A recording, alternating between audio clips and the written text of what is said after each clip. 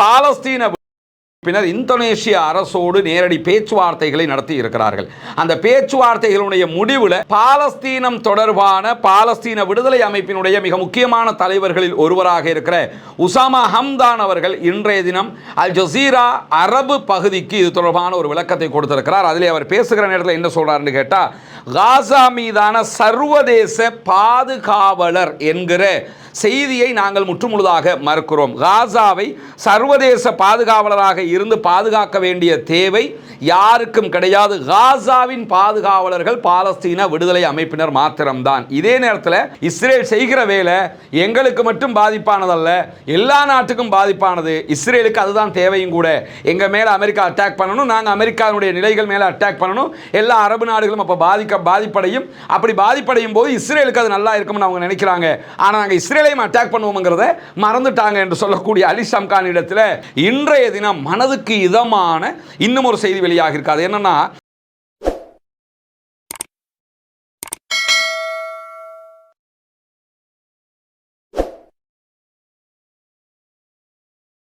அன்பிற்கினிய சகோதர சகோதரிகளே, நம் அனைவர் மீதும் ஏக இறைவனுடைய அமைதியும் கருணையும் உண்டாகட்டுமாக என்கிற உயரிய பிரார்த்தனைகளோடு பாலஸ்தீனத்தினுடைய காசா பகுதிகள் மேலே இஸ்ரேலிய ஆக்கிரமிப்பு இராணுவம் நடத்திய 2 ஆண்டுகளுக்கும் மேலான யுத்தம் ஒரு யுத்த நிறுத்தமாக மாற்றப்பட்டிருக்கக்கூடிய இந்த தருணத்தில் இன்றோடு 126வது நாட்களை நாம் கடந்து கொண்டிருக்கிறோம். இப்படியான ஒரு சூழ்நிலையில் காசா மீதான மக்களுடைய நன்மதிப்பும் இஸ்ரேல் அநியாயம்தான் செய்து கொண்டிருக்கிறது என்கிற எண்ணங்களும் மாறாமல் மிக தெளிவாக சாதாரண மக்கள் வரைக்கும் போய் சேர்ந்திருக்கிறது. அந்த அடிப்படையில் காசா மீதான யுத்தம் உச்சத்தில் இருந்த நிலையில் அமெரிக்கா தலையிட்டு ஒரு சமாதான பேச்சுவார்த்தை என்கிற பெயரில் யுத்த நிறுத்தம் ஒன்று ஏற்பட்டிருந்தது. அந்த யுத்த நிறுத்தத்தின் அடிப்படையில் யுத்த நிறுத்தத்திற்காக உருவாக்கப்பட்ட காசாவினுடைய பீஸ் கவுன்சில் அமைதி வாரியம் எதிர்வருகிற 19ஆம் தேதி முதல் தடவையாக கூடும் என்று வெள்ளை மாளிகை அறிவித்திருக்கிறது. இப்படியான சூழல்ல இந்தோனேஷியா காசாவினுடைய அமைதி காக்கும் அமெரிக்காவினுடைய படைப்பிரிவுக்கு தங்களுடைய படையைச் சேர்ந்த 8000 பேரை அனுப்ப இருக்கிறோம் என்கிற செய்திகளை வெளியிட்டிருந்தாங்க. அந்த 8000 பேரை அனுப்புகிற சம்பவத்தோடு தொடர்புபட்டு உடனடியாக பாலஸ்தீன விடுதலை அமைப்பினர் இந்தோனேஷிய அரசோடு நேரடி பேச்சுவார்த்தைகளை நடத்தி இருக்கிறார்கள். அந்த பேச்சுவார்த்தைகளுடைய முடிவில் பாலஸ்தீனம் தொடர்பான பாலஸ்தீன விடுதலை அமைப்பினுடைய மிக முக்கியமான தலைவர்களில் ஒருவராக இருக்கிற உசாமா ஹம்தான் அவர்கள் இன்றைய தினம் அல் ஜசீரா அரபு பகுதிக்கு இது தொடர்பான ஒரு விளக்கத்தை கொடுத்திருக்கிறார். அதிலே அவர் பேசுகிற நேரத்தில் என்ன சொல்றாருன்னு கேட்டா, காசா மீதான சர்வதேச பாதுகாவலர் என்கிற செய்தியை நாங்கள் முற்றுமுழுதாக மறுக்கிறோம். காசாவை சர்வதேச பாதுகாவலராக இருந்து பாதுகாக்க வேண்டிய தேவை யாருக்கும் கிடையாது. காசாவின் பாதுகாவலர்கள் பாலஸ்தீன விடுதலை அமைப்பினர் மாத்திரம்தான். இதே நேரத்தில் காசாவினுடைய உள் விவகாரங்களோட யாராவது தலையிடுவதற்கு தயாராக இருந்தால் அது பாலஸ்தீன விடுதலை அமைப்புக்கும் அவர்களுக்கும் இடையிலான சண்டையாக மாற்றம் பெறுவதற்கான வாய்ப்புகள் இருக்கிறது என்று சொல்லக்கூடிய பாலஸ்தீன விடுதலை அமைப்பினுடைய மூத்த தலைவர் உசாமா ஹம்தான் அவர்கள் எந்த ஒரு வெளிநாட்டு படைகளும் காசாவின் உள் நிர்வாகத்தில் தலையிடாமல் இஸ்ரேலுடைய ஆக்கிரமிப்பை தடுப்பதில் மாத்திரம்தான் கவனம் செலுத்த வேண்டும். நீங்க உள்ள வரலாம், என்ன பண்ணலாம் என்று கேட்டால், இஸ்ரேல் காசாவை மேலதிகமாக ஆக்கிரமிக்காமல் இருக்கிறதுக்கு நீங்கள் வேலை பார்க்கணுமே தவிர நீங்களே காசாவோட உள் விவகாரத்தில் தலையிட்டு நீங்களே காசாவை அபகரிக்க வருவீங்கன்னா அதை ஏற்றுக்கொள்ள முடியாது. யுத்த நிறுத்த மீறல்களை கண்காணிப்பதும் நிறுத்துவதும் தான் உங்களுடைய மேலதிக பணியாக இருக்க வேண்டும். இஸ்ரேல் மேலதிகமாக காசாவை ஆக்கிரமிக்க விடவும் கூடாது. யுத்த நிறுத்தத்தை நீங்கள் கண்காணிக்கணும். யுத்த நிறுத்த மீறலில் யாரும் ஈடுபடாமல் இருப்பதை நீங்கள் அவதானிக்க வேண்டும். இதுதான் உங்களுடைய பணியாக இருக்க வேண்டுமே தவிர வேறு எந்த பணியும் உங்களுக்கு அங்கே இல்லை என்பதை நேரடியாகவே இந்தோனேஷியாவினுடைய அரசுக்கு நாங்கள் தெளிவுபடுத்தி விட்டோம் என்கிற செய்திகளை உசாமா ஹம்தான் அவங்க சொல்லும்போது, எல்லைகளில் எந்த சர்வதேச சக்திகளும் நடுநிலையான பங்கை கடைபிடிக்க வேண்டும் என்பதுதான் எங்களுடைய கோரிக்கைங்கிறாங்க. எங்களுக்கும் இஸ்ரேலுக்கும் தான் பிரச்சனை, உங்களோட எங்களுக்கு எந்த பிரச்சனையும் இல்லை. எனவே நீங்கள் நடுநிலையாக இருந்தீங்கன்னாலே எந்த சிக்கலும் வரப்போறதில்லை. அது மட்டுமல்லாமல் பாலஸ்தீன மக்களுடைய விருப்பத்துக்கு முரணான நிலைப்பாடுகளை எக்காரணம் கொண்டும் எந்த நாட்டினுடைய படைப்பிரிவுகளும் எடுக்கக்கூடாது. பலஸ்டைன் மக்களுக்குரியது என்பதுதான் பாலஸ்தீன மக்களுடைய நிலைப்பாடு. எனவே இதற்கு மாற்றமான நிலைப்பாடுகள் நீங்கள் எடுக்கக்கூடாது. இஸ்ரேலுடைய ஆக்கிரமிப்புக்கு மாற்றாக செயல்படக்கூடாது. அப்படின்னா என்ன சொல்ல வர்றாங்கன்னு கேட்டால், இஸ்ரேல் மாதிரி நீங்கள் செயல்படக்கூடாது. இஸ்ரேல் ஆக்கிரமிக்கிறான், எங்கள் மக்களை கொள்றான், எங்கள் மக்களுக்கு அநியாயம் பண்ணுறான், இதே வேலையை நீங்கள் பண்ணக்கூடாது என்று சொல்லி இதை எல்லாத்தையுமே நாங்கள் நேரடியாக இந்தோனேஷியாவினுடைய அரசுக்கு, இந்தோனேஷியாவினுடைய அதிபருக்கு எத்தி வைத்து விட்டோம். எனவே நீங்கள் 8000 பேரில் 20,000 பேர்னாலும் காசாவுக்குள்ளே வந்து அமைதி காக்கிற பணியில் ஈடுபட விரும்பினீங்கன்னா காசா மக்களுக்கு ஆதரவாக நீங்கள் இருக்கணும், இஸ்ரேலுக்கு எதிராக இருக்கணும், இஸ்ரேலை ஆக்கிரமிக்க விடக்கூடாது, இஸ்ரேல் யுத்த நிறுத்த மீறல்களில் ஈடுபட விடக்கூடாது. இதை செய்கிறதா இருந்தால் வாங்க.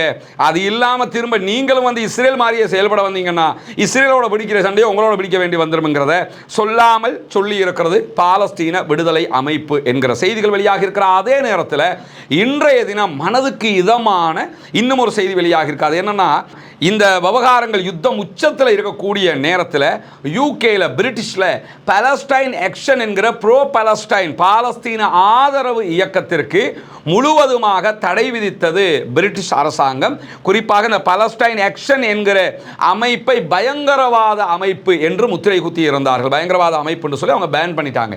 அதுக்கு பிறகு இந்த பாலஸ்தீன ஆதரவு அமைப்பாக இருக்கக்கூடிய பாலஸ்டைன் ஆக்ஷன் அமைப்பு சார்பாக அந்த அமைப்பினுடைய நிறுவனர்களில் ஒருவர் சட்டபூர்வமாக இந்த விவகாரத்தை சவாலுக்கு உட்படுத்தி இருந்தார் பிரிட்டிஷினுடைய உயர் நீதிமன்றத்தில். இந்த உயர் நீதிமன்றத்தில் தாக்கல் செய்யப்பட்ட வழக்கில் தற்போது ஒரு இடைக்கால தீர்ப்பை உயர் நீதிமன்றம் விதித்திருக்கிறது. குறிப்பாக பிரிட்டிஷினுடைய உள்துறை செயலாளர் ஷபானா மஹமூது தான் அடுத்த தரப்பாக அரசாங்க தரப்பால் இந்த தடை செய்யப்பட்டது நியாயம் என்கிற பேரில் வாதாடுவதற்கும் அது தொடர்பான செயல்பாடுகளை முன்னெடுப்பதற்கும் நியமிக்கப்பட்டிருந்தார். இந்த நிலையில தான் தற்போது இடைக்கால தீர்ப்பு வந்திருக்கிறது. அது என்ன தீர்ப்பு என்று சொன்னால், இந்த பாலஸ்டைன் ஆக்ஷன் என்கிற அமைப்பை தடை செய்ததை, பயங்கரவாத அமைப்பு என்று தடை செய்ததை நாங்கள் இடைநிறுத்துகிறோம். எதுவரைக்கும் என்று சொன்னால், அரச தரப்பு மேன்முறையீடு செய்வதற்கு வழி வைத்து இடைநிறுத்தப்பட்டிருக்கிறது. நீங்க உங்க மேலதிக வாதங்கள் இருந்து அதை முன் வச்சு நீங்க மேன்முறையீடு செஞ்சுக்கலாம். மேன்முறையீடு ஒரு முறை பண்ண முடியும். அந்த மேன்முறையீட்டை பண்ணுங்க. அதுவரைக்கும் நாங்கள் தடைகளை நிறுத்தி வைக்கிறோம்.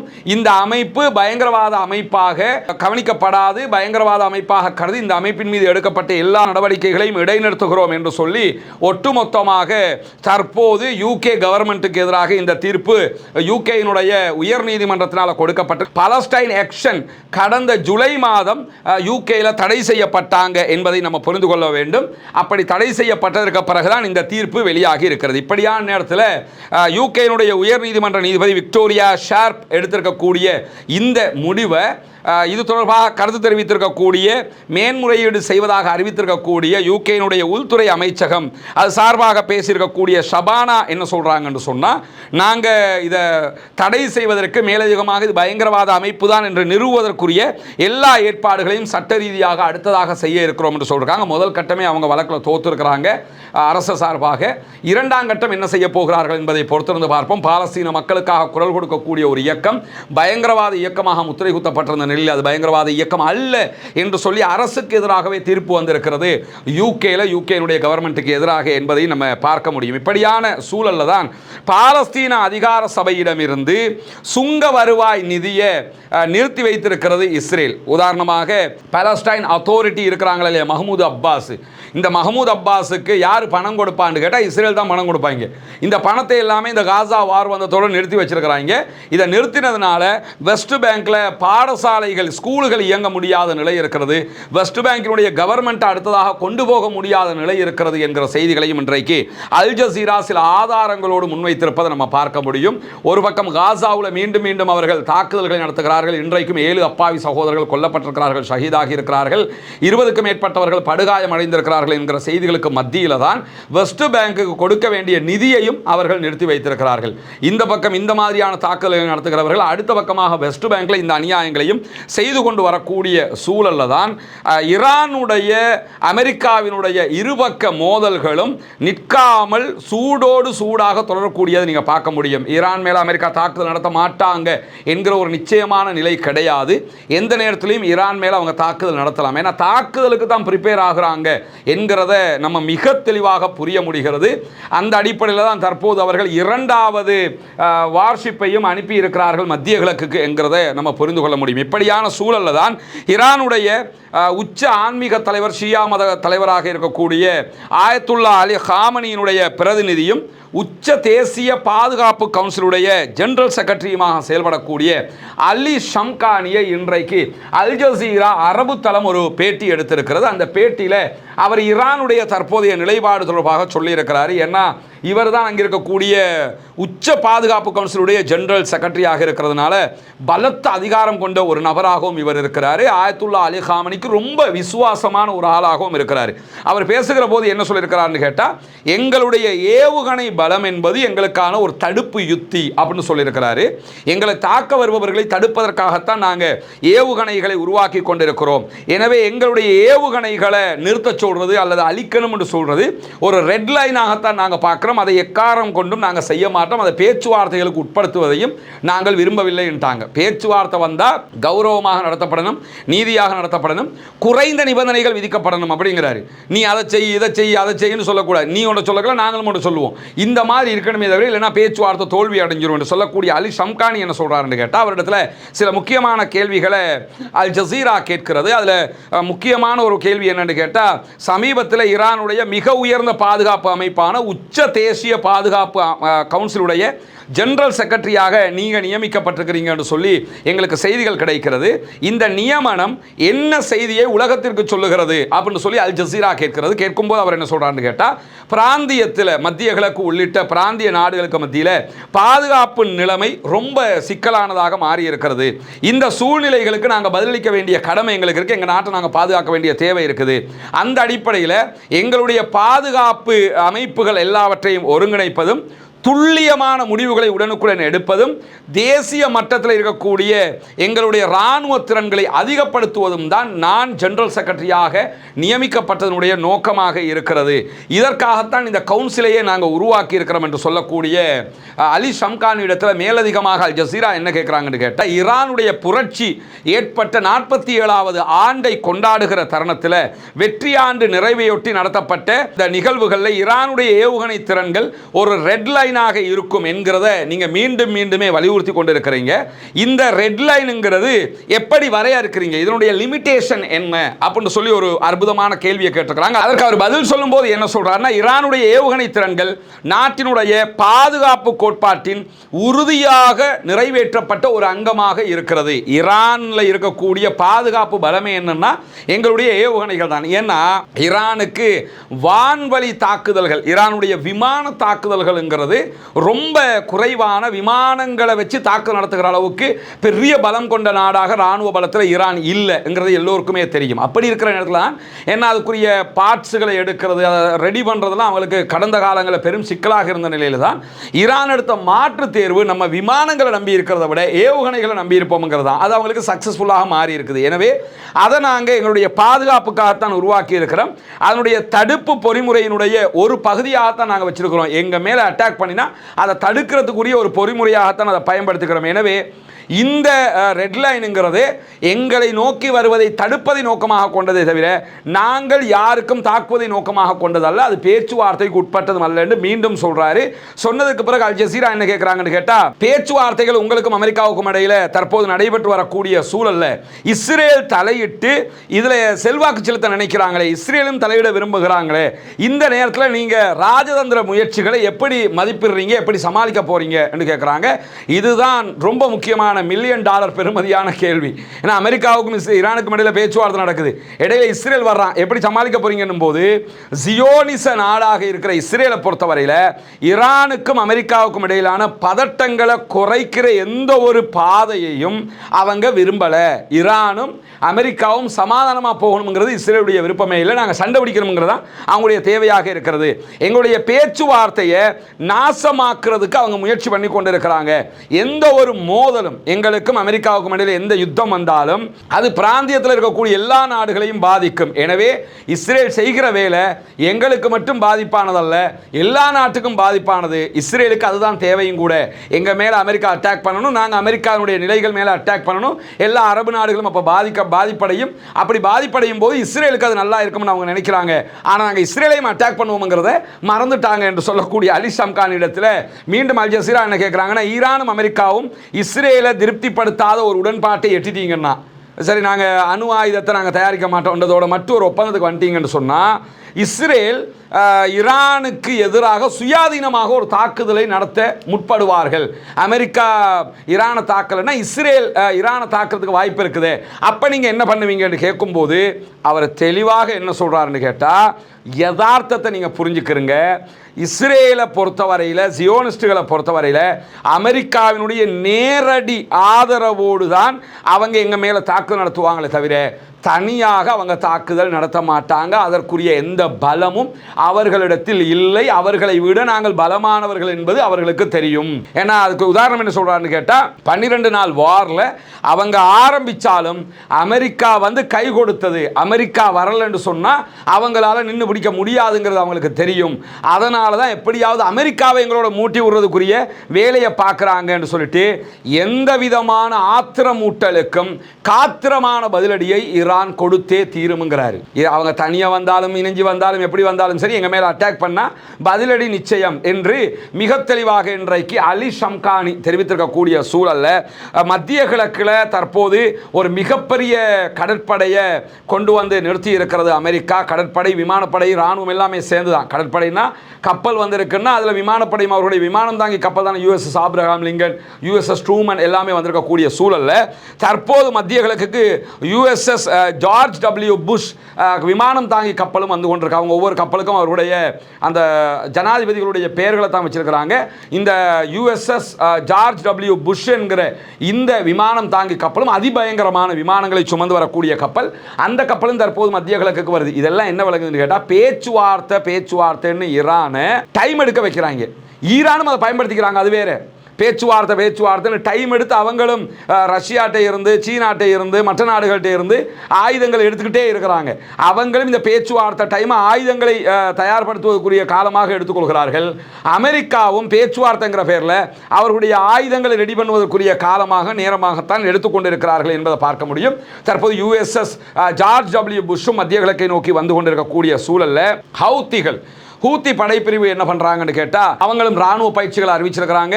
மேலதிக பயிற்சிகளை எடுத்துக்கொண்டிருக்கிறார்கள். தாக்குதலுக்கு தயாராக இருக்கிறோம் என்று அறிவித்திருக்காங்க. ஏன்னா ஈரான் வந்து ஒரு பக்கம் ஹிஸ்புல்லாக்களை, மறுபக்கம் ஹூத்திஸை எல்லாத்தையுமே ரெடி பண்ணி கொண்டிருக்கிறாங்க. ஒரு யுத்தம் என்று வந்தால் எல்லாருமா சேர்ந்து எதிர்கொள்வோங்கிற ரீதியில் தயார்படுத்தி கொண்டிருக்கிறாங்க. அமெரிக்காவினுடைய போர்க்கப்பல்கள் செங்கடலை நோக்கி வந்து கொண்டிருக்கக்கூடிய தருணத்தில் தான் இந்த அறிவிப்புகளை ஹவுத்திஸும் வெளியிட்டிருக்கக்கூடிய தருணத்தில் சீனாவிலிருந்தும் ரஷ்யாவிலிருந்தும் மேலதிகமான விமானங்கள், அதாவது ஆயுதங்களை கொண்டு வரக்கூடிய சரக்கு விமானங்கள் இன்றைக்கும் ஈரானிலே வந்து இறங்கி இருக்கின்றன என்கிற தகவல்கள் வெளியாகி இருக்கிறது. அதை தாண்டி பெலாரஸில் இருந்தும் ஒரு முக்கியமான சரக்கு விமானம் வந்து இறங்கி இருக்கிறது என்கிற தகவல்கள் வெளியாகி இருக்கிறது. பெலாரஸ் ரஷ்யாவோடு ரொம்ப நெருங்கி இருக்கக்கூடிய ஒரு நாடு. ரஷ்யாவினுடைய நிறைய ஆயுதங்கள் பெலாரஸில் வைக்கப்பட்டிருக்கக்கூடிய தரவுகள் எல்லாம் இருக்கக்கூடிய நேரத்தில் பெலாரஸில் இருந்தும் அதே போன்று சீனாவில் இருந்தும் ரஷ்யாவில் இருந்தும் இன்றைக்கும் 3 சரக்கு விமானங்கள் வந்து இறங்கி இருக்கிறது. இந்த சரக்கு விமானம் வந்தாலே அரசியல் ஆதரவு இருக்கிறது என்று அர்த்தமாக புரிந்து கொள்ளப்படும். அதனால் அதுக்குள்ளதான் நிறைய இராணுவ தளபாடங்கள் வந்து இறங்கும். அதை தாண்டி J-20 என்கிற ஈரானுக்கு சீனாவினுடைய அதி உச்ச பயங்கர தாக்குதல் விமானங்களையும் கொடுப்பதற்கான ஏற்பாடுகள் எல்லாம் நடந்து முடிந்துவிட்டது.